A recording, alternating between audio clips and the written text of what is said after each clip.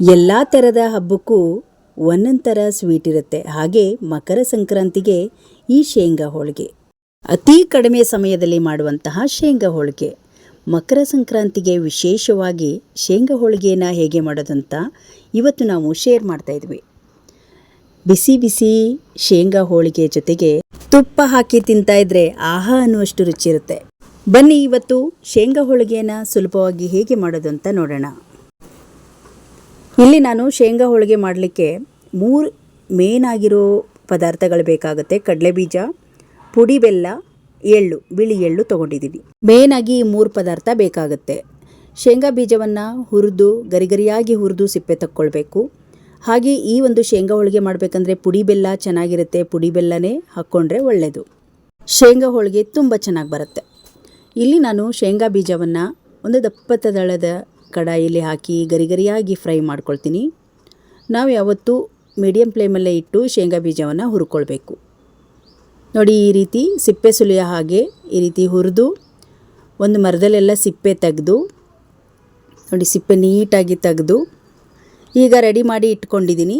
1/4 kg ಆಗುವಷ್ಟು ಕಡಲೆ ಬೀಜದ ನೋಡಿ ಎಲ್ಲ ಸಿಪ್ಪೆ ತೆಗೆದು ಇಟ್ಕೊಂಡಿದ್ದೀನಿ. ಈಗ ಒಂದು ಅಗಲವಾದ ಬೇಸನಿಗೆ ಹಾಕ್ಕೊಳ್ಳೋಣ. ಇದನ್ನು ಈಗ ಪುಡಿ ಮಾಡಬೇಕು. ಸ್ವಲ್ಪ ಬಿಸಿ ಇದೆ ಇದು. ಈಗ ಮಿಕ್ಸಿ ಜಾರ್ ತಗೊಳ್ಳೋಣ. ಮೊದಲು ಶೇಂಗಾ ಬೀಜವನ್ನು ಹಾಕಿ ಪುಡಿ ಮಾಡ್ಕೊಂಬಿಡೋಣ. ಒಂದೇ ಸಲ ಹಾಕಿದರೆ ಅದು ಮಿಕ್ಸ್ ಆಗೋದಿಲ್ಲ. ಹಾಗಾಗಿ ಈ ಥರ ಶೇಂಗಾ ಬೀಜವನ್ನು ಮೊದಲು ಪುಡಿ ಮಾಡಿ ನಂತರ ಬೆಲ್ಲ ಹಾಕ್ಕೊಳ್ತಾ ಇದ್ದೀನಿ. ಬೆಲ್ಲವನ್ನು ನಾನು 1/4 kg ಶೇಂಗಾ ಬೀಜ ತೊಗೊಂಡಿರೋದ್ರಿಂದ ಸಿಹಿಗೆ ತಕ್ಕ ಹಾಗೆ ಬೆಲ್ಲವನ್ನು 1.5 ಬೌಲ್ ಆಗುವಷ್ಟು ಬೆಲ್ಲವನ್ನು ಹಾಕ್ಕೊಳ್ತಾ ಇದ್ದೀನಿ. ಶೇಂಗಾ ಪುಡಿ ಎಷ್ಟು ಮೆಜರ್ಮೆಂಟ್ ಇರುತ್ತೋ ಹಾಗೆ ನಾವು ಕರೆಕ್ಟಾಗಿ ಹಾಕ್ಕೊಳ್ಬೇಕು. ಇದಕ್ಕೆ ಏಲಕ್ಕಿನೂ ಕೂಡ ಇವಾಗ ಒಂದು 5 ಏಲಕ್ಕಿಯನ್ನು ಹಾಕ್ಕೊಂಡು ಇದನ್ನು ಇನ್ನೊಂದು ರೌಂಡು ಮಿಕ್ಸಿ ಮಾಡ್ಕೊಳ್ಳೋಣ. ಈಗ ನೋಡಿ, ಈ ಹೂರಣ ಶೇಂಗಾ ಬೀಜದ ಹೂರಣ ರೆಡಿ ಆಯಿತು. ಇದನ್ನೀಗ ಒಂದು ಅಗಲವಾದ ತಟ್ಟೆಗೆ ಹಾಕ್ಕೊಂಡಿದ್ದೀನಿ. ಇದಕ್ಕೆ ಸ್ವಲ್ಪ ಬಿಸಿ ನೀರು ಬೇಕಾಗುತ್ತೆ. ಬಿಸಿ ನೀರನ್ನು ಕಾಯಿಸೋಕ್ಕಿಟ್ಕೊಳ್ಳಿ. ಕೈಯಲ್ಲಿ ಫಸ್ಟು ಚೆನ್ನಾಗಿ ನಾದ್ಕೊಳ್ಬೇಕು. ಈ ರೀತಿ ನಾದ್ಕೊಂಡು ಒಂದೇ 1 ನಿಮಿಷಗಳ ಕಾಲ ಇದನ್ನು ಪಕ್ಕದಲ್ಲಿಟ್ಟು ನಂತರ ಇದನ್ನು ಮಿಕ್ಸ್ ಮಾಡಿಕೊಳ್ಬೇಕು. ಶೇಂಗಾ ನಾವು ಪುಡಿ ಮಾಡ್ತಾನೆ ಅದರ ಎಣ್ಣೆ ಇರುತ್ತೆ, ಎಣ್ಣೆ ಅಂಶ ಜಾಸ್ತಿ ಇರುತ್ತೆ. ಹಾಗಾಗಿ ನೀರು ಮಾತ್ರ ಜಾಸ್ತಿ ಹಾಕಬಾರ್ದು. ಸುಮ್ಮನೆ ಕೈಯಲ್ಲಿ ನೀರು ಈ ರೀತಿ ತಗೊಂಡು ಕೈಯಲ್ಲೇ ಇದನ್ನು ಕಲಿಸ್ಬೇಕು. ಜಾಸ್ತಿ ನೀರನ್ನು ಇದಕ್ಕೆ ಹಾಕ್ಕೊಂಡ್ರೆ ತುಂಬ ಅಂಟಾಗ್ಬಿಡುತ್ತೆ, ನಮಗೆ ಹೋಳಿಗೆ ಮಾಡೋಕ್ಕಾಗೋದಿಲ್ಲ. ಹಾಗಾಗಿ ಸ್ವಲ್ಪನೇ ಕೈಯಲ್ಲೇ ನೀರು ಈ ರೀತಿ ಅಂಟು ಥರ ಅದ್ಕೊಂಡು ಈ ರೀತಿ ಉಂಡೆಯನ್ನು ಕಟ್ಕೊಳ್ಬೇಕು. ಇದರಲ್ಲಿ ಎಣ್ಣೆ ಬರುತ್ತೆ. ಆ ಎಣ್ಣೆ ಜಾಸ್ತಿ ಏನಾದರೂ ನಿಮಗೆ ಎಣ್ಣೆ ಆಯಿತು ಇದು ಅಂಟಾಯಿತು ಅನ್ನೋದಾದರೆ ಎಣ್ಣೆನ ಚೆನ್ನಾಗಿ ಹಿಂಡಿಬಿಡಿ. ನಂತರ ಒಂದು 10 ನಿಮಿಷಗಳ ಕಾಲ ನೆನೆಸಿಟ್ರೆ ಅದು ಚೆನ್ನಾಗಿ ಹಿಟ್ಟು ರೆಡಿ ಆಗುತ್ತೆ. ಈಗ ಪಕ್ಕದಲ್ಲಿ ಇಟ್ಕೊಂಡು ಇವಾಗ ಹಿಟ್ಟನ್ನು ಕಲಿಸ್ಕೊಳ್ಳೋಣ. ನಾನಿಲ್ಲಿ ಮೈದಾ ಹಿಟ್ಟನ್ನು ತೊಗೊಂಡಿದ್ದೀನಿ. ನೀವು ಬೇಕಾದರೆ ಗೋಧಿ ಹಿಟ್ಟನ್ನು ತೊಗೊಳ್ಬೋದು. 1/2 ಬೌಲ್ ಹಾಲು, 1/2 ಬೌಲ್ ನೀರನ್ನು ಹಾಕಿದ್ದೀನಿ. ಹಾಕಿ ಮೇಲೆ ನಮಗೆ ಎಷ್ಟು ಹದವಾಗಿ ಬೇಕೋ ಚಪಾತಿ ಹಿಟ್ಟು ಹೇಗೆ ಕಲಿಸ್ಕೊಳ್ತೀವೋ ಆ ಹದಕ್ಕೆ ನಾವು ಕಲಿಸ್ಕೊಳ್ಬೇಕು. ಜಾಸ್ತಿ ತಳುವಾದರೆ ನಮಗೆ ಒಂದು ಒಬ್ಬಟ್ಟು ಮಾಡುವಾಗ ಅದು ಮೆತ್ತಗಾಗ್ಬಿಡುತ್ತೆ. ಸೇಮ್ ಚಪಾತಿ ಹಿಟ್ಟಿನ ಹದಕ್ಕೆ ಬರಬೇಕು. ಶೇಂಗಾ ಹೋಳಿಗೆಯ ಹೂರಣ ಜಾಸ್ತಿ ಮೆತ್ತಗಿರೋದಿಲ್ಲ, ಸ್ವಲ್ಪ ಗಟ್ಟಿಯಾಗಿರುತ್ತೆ. ಹಾಗಾಗಿ ಈ ಹಿಟ್ಟನ್ನು ಕೂಡ ಸ್ವಲ್ಪ ಗಟ್ಟಿಯಾಗಿ ಕಲಿಸ್ಕೊಳ್ಬೇಕು. ನೋಡಿ, ಈ ರೀತಿ ಚಪಾತಿ ಹಿಟ್ಟಿನ ಹದಕ್ಕೆ ಕಲಿಸ್ಕೊಂಡಿದ್ದೀನಿ. ಇದನ್ನು ಇವಾಗ ನೆನೆಸಿ ಒಂದು ಪಕ್ಕದಲ್ಲಿ ಒಂದು 5 ನಿಮಿಷಗಳ ಕಾಲ ಎತ್ತಿಟ್ಕೊಳ್ಳೋಣ. ಈಗ ನೋಡಿ, ಒಂದು 5 ನಿಮಿಷ ಆದಮೇಲೆ 2 ರೆಡಿ ಇದೆ. ಶೇಂಗಾ ಹೂರಣ ರೆಡಿ ಇದೆ, ಹಾಗೆ ಈ ಮೈದಾ ಹಿಟ್ಟು ರೆಡಿ ಇದೆ. ಈಗ ಮಾಡ್ಕೊಳ್ಳೋಣ. ನಿಮಗೆ ಬೇಕಾದರೆ ಉಂಡೆ ಕಟ್ಟಿ ಇಟ್ಕೊಂಡು ನಂತರ ನೀವು ಮಾಡ್ಕೊಳ್ಬೋದು. ನಾನಿಲ್ಲಿ 2 ಮಾಡ್ಕೊಳ್ತಾ ಇದ್ದೀನಿ. ಮೈದಾ ಹಿಟ್ಟು ಕೂಡ ಕರೆಕ್ಟಾಗಿ ಗಟ್ಟಿಯಾಗಿ ಬಂದಿತ್ತು, ಚಪಾತಿ ಹಿಟ್ಟಿನ ಹದಕ್ಕೆ ಬಂದಿತ್ತು. ಎರಡಕ್ಕೂ ಒಂದು ಕರೆಕ್ಟಾಗಿ ಮೆಜರ್ಮೆಂಟ್ ಇರಬೇಕು.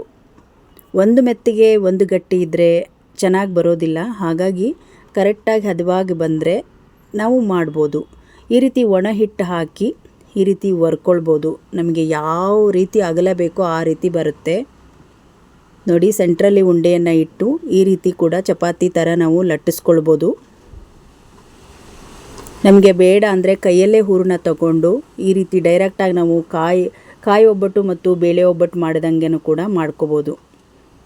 ಯಾವ ರೀತಿ ಮಾಡಿದರೂ ಒಂದು ಕೂಡ ಹಾಳಾಗೋದಿಲ್ಲ. ಎಷ್ಟು ಅಗಲ ಬೇಕೋ ಅಷ್ಟು ಅಗಲ ನೀವು ಮಾಡ್ಕೊಳ್ಬೋದು. ನಾನು ಮೀಡಿಯಮ್ ಚಪಾತಿ ಯಾವ ಥರ ನಾವು ಸೈಜ್ ಮಾಡ್ಕೊಳ್ತೀವಿ ಆ ಸೈಜಿಗೆ ನಾನು ಮಾಡ್ಕೊಂಡಿದ್ದೆ. ಸ್ವಲ್ಪ ಒಣ ಹಿಟ್ಟು ಹಾಕ್ಕೊಂಡು ಈ ರೀತಿ ನಾವು ವರ್ಕೊಳ್ಳೋದು. ಬೇಗ ಆಗುವಂತಹ, ನಮಗೆ ಶೇಂಗಾ ಹೋಳಿಗೆ ತಿನ್ನಬೇಕು ಅಂದಾಗೆಲ್ಲ ನಾವು ಮಾಡ್ಕೊಳ್ಬೋದು. ಅಷ್ಟು ಸುಲಭ ಇರುತ್ತೆ. ನಾವು ಅಗಲನಾದರೂ ಮಾಡ್ಕೊಳ್ಬೋದು, ಸಣ್ಣ ಸಣ್ಣ ಪೂರಿ ಆಕಾರದಲ್ಲಿ ಮಾಡ್ಬೋದು. ಮಕ್ಕಳಿಗೆ ಇಷ್ಟ ಆಗುತ್ತೆ ಚಿಕ್ಕ ಚಿಕ್ಕದಾಗಿ ಮಾಡಿದರೆ. ಈ ರೀತಿ ಎಲ್ಲ ಒಂದು ಹೋಳಿಗೆಯನ್ನು ಒರೆದಿಟ್ಕೊಂಡಿದ್ದೀನಿ. ಮೇಲೆ ಎಳ್ಳು ಹಾಕ್ಕೊಳ್ತಾ ಇದ್ದೀನಿ. ಇದರ ಮೇಲೆ ಎಳ್ಳು ಹಾಕೋದ್ರಿಂದ ನೋಡೋಕ್ಕೂ ಚೆನ್ನಾಗಿ ಕಾಣುತ್ತೆ, ತಿನ್ನೋಕ್ಕೂ ಕೂಡ ರುಚಿಯಾಗಿರುತ್ತೆ. ಎಳ್ಳು ಬೇಡ ಅಂದರೆ ನೀವು ಸ್ಕಿಪ್ ಮಾಡ್ಬೋದು. ಎಳ್ಳು ಹಾಕಿದರೆ ತುಂಬಾ ಒಳ್ಳೆಯದು. ನಾನು ಮೊದಲು ಎಲ್ಲವನ್ನು ರೆಡಿ ಮಾಡಿ ಇಟ್ಕೊಳ್ತೀನಿ, ನಂತರ ಬೇಯಿಸ್ಕೊಳ್ತೀನಿ. ಹಾಗೆ ಮಾಡೋದ್ರಿಂದ ಬೇಗ ಆಗುತ್ತೆ. ಎಳ್ಳನ್ನು ಕೂಡ ಒಂದು ಅರ್ಧ ಚಮಚ ಮೇಲೆ ಸ್ವಲ್ಪ ಇರುತ್ತೆ, ಉದುರಿಸಿ ನಾವು ವರ್ಕೊಂಡ್ರೆ ತುಂಬ ಚೆನ್ನಾಗಿರೋ ಒಂದು ಒಬ್ಬಟ್ಟು ಬರುತ್ತೆ. ನೋಡಿ, ಇವಾಗ ಎಲ್ಲ ರೆಡಿ ಮಾಡಿ ಇಟ್ಕೊಂಡಿದ್ದೀನಿ. ಇವಾಗ ತವ ಕೂಡ ಕಾದಿದೆ. ಈಗ ಒಂದೊಂದೇ ಒಬ್ಬಟ್ಟನ್ನು ಬೇಯಿಸ್ಕೊಳ್ಳೋಣ. ಇದಕ್ಕೆ ಮೇಲೆ ಸ್ವಲ್ಪ ತುಪ್ಪವನ್ನು ಹಾಕ್ತಾಯಿದ್ದೀನಿ. ಎರಡೂ ಬದಿ ಚೆನ್ನಾಗಿ ಈ ರೀತಿ ಚೆನ್ನಾಗಿ ಬೇಯಿಸ್ಕೊಂಡು ಪ್ರತಿಯೊಂದೂ ನಾನು ರೆಡಿ ಮಾಡ್ಕೊಳ್ತಾ ಇದ್ದೀನಿ. ನಾನು ಮೈದಾ ಹಿಟ್ಟಲ್ಲಿ ಮಾಡಿದ್ದೀನಿ, ನೀವು ಬೇಕಿದ್ರೆ ಗೋಧಿ ಹಿಟ್ಟನ್ನು ಕೂಡ ಬಳಸ್ಬೋದು. ಈ ರೀತಿ ಎಲ್ಲವನ್ನು ರೆಡಿ ಮಾಡಿ ಬಾಳೆ ಎಲೆ ಮೇಲೆ ಹಾಕ್ಕೊಂಡಿದ್ದೀನಿ.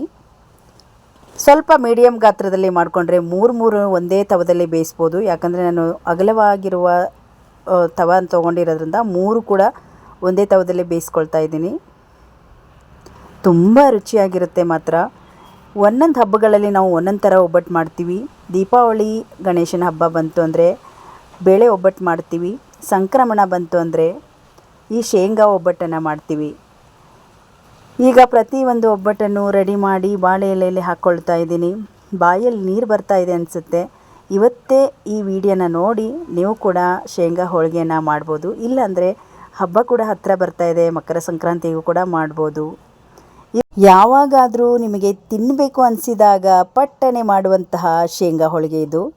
ಇದಕ್ಕೆ ಕಾಯಿ ಹಾಲು ಕೂಡ ಚೆನ್ನಾಗಿರುತ್ತೆ.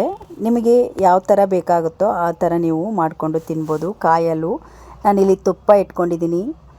ಬಿಸಿ ಬಿಸಿ ಒಬ್ಬಟ್ಟಿನ ಜೊತೆಗೆ ಈ ತುಪ್ಪ ಹಾಕ್ಕೊಂಡು ತಿಂತಾಯಿದ್ರೆ ಆಹಾ ಅನ್ನುವಷ್ಟು ರುಚಿರುತ್ತೆ. ಮಾಡಿದ ತಕ್ಷಣ ಈ ರೀತಿ ಬಾಳೆ ಎಲೆಯಲ್ಲಿ ಒಂದೇ ಒಂದು ಒಬ್ಬಟ್ಟು ಹಾಕಿ ತುಪ್ಪ ಹಾಕಿ ತಿಂತಾಯಿದ್ರೆ ನಿಮಗೂ ತಿನ್ನಬೇಕು ಅನಿಸುತ್ತಾ?